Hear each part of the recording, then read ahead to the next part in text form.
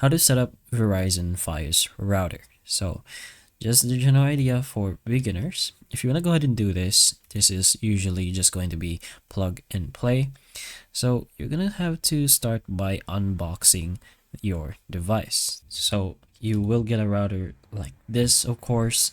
And what you're going to have to do is make sure you are having the right cables for it, since you're going to need to connect that.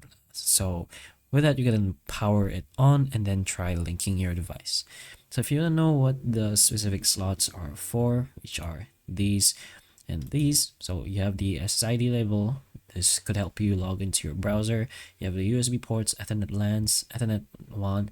You have the coax, you got the reset button right here. That's a small little hole, and then the power. Over here, you have a little diagram on what to plug in. You have the power, the Ethernet WAN, and the coax one. If you want to go ahead and start your router to the optical network terminal, you can do it using an Ethernet cable. Then you can plug in your power adapter and then just turn it on. You can wait for a few minutes until the status light becomes solid, which is usually white, which means it's ready. And next, once you've done all that, you can connect your devices using the Wi-Fi name, which is the SID, and then the password printed on the router.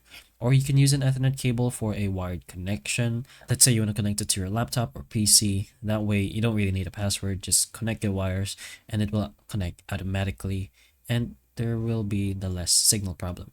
If you want to change your Wi-Fi name, password, or other settings, you could go ahead and do it to your browser.